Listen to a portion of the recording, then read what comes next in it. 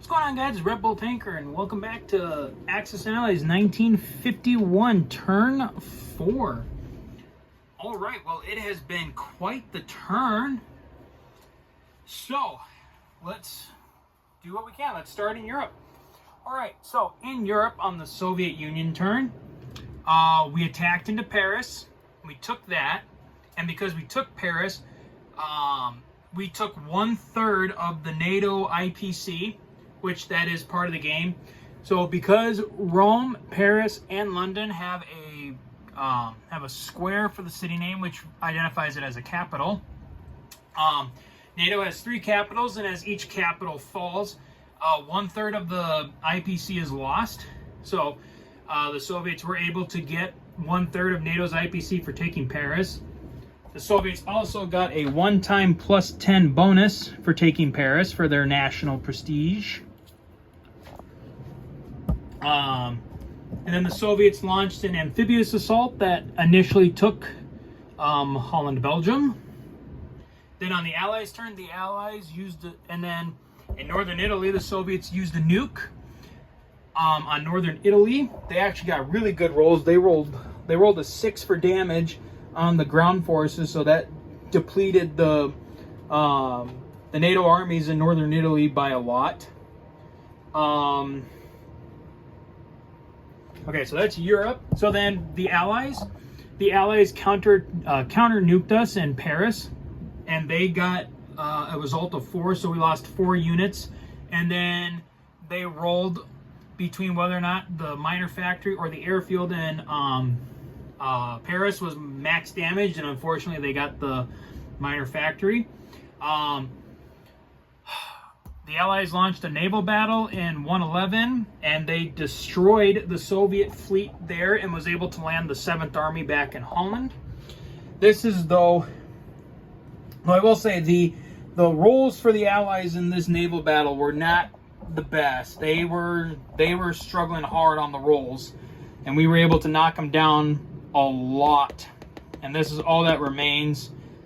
However, when they landed in Holland, my rolls, the reverse happened, and my rolls were terrible, and the Allies were able to land this large force into Holland.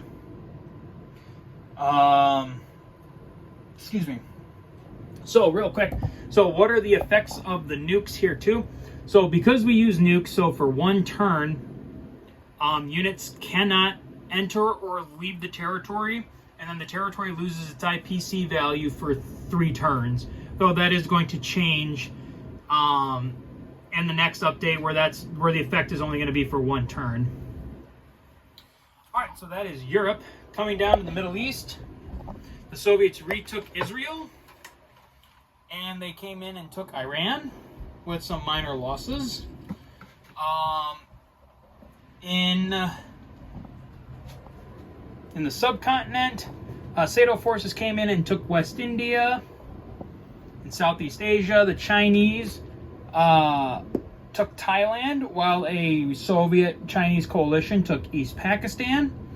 The Sato alliance has pulled back to Malaya and have set up a very big defense down there. I mean, they have, 5 infantry, 3 tanks, and let's see, 1, 2, 3, 4, 5, and they have 6 fighters and an artillery. So they have a pretty big defense down there, and so that's going to be a little troubling for us, or at least for the Chinese as they try and move, or for the communists as they try to move south.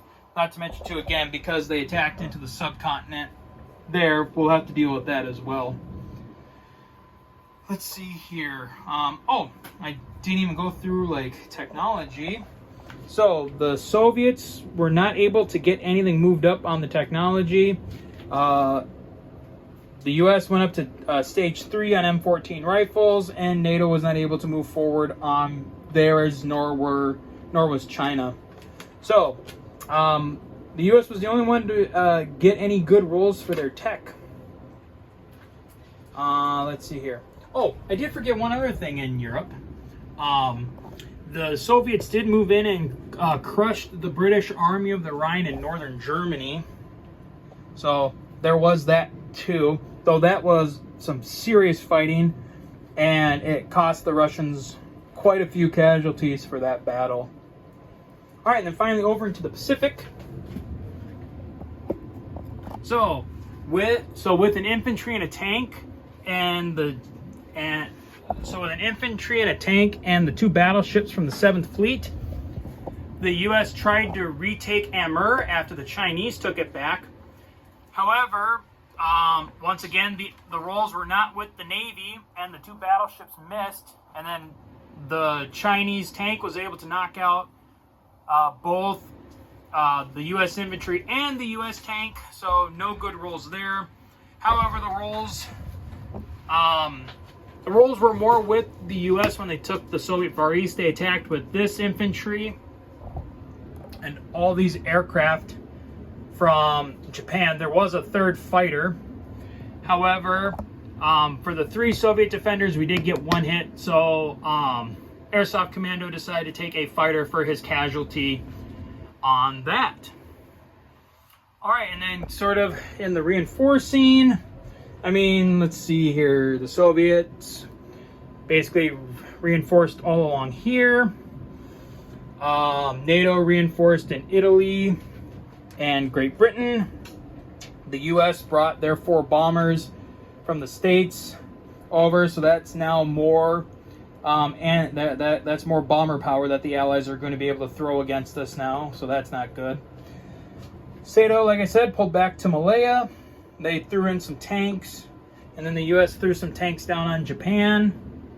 And that's pretty much the state of the game at the end of turn 4. I mean, there's still a lot going on, but hopefully, you know, maybe the communists will be able to cinch a victory out of this, or at least make the fight for Europe very costly for the Allies at this point. So we'll have to wait and see how that goes. But so yeah, that is going to be it for turn 4. And we'll see you guys next time for turn 5. So until then, guys, as always, take care.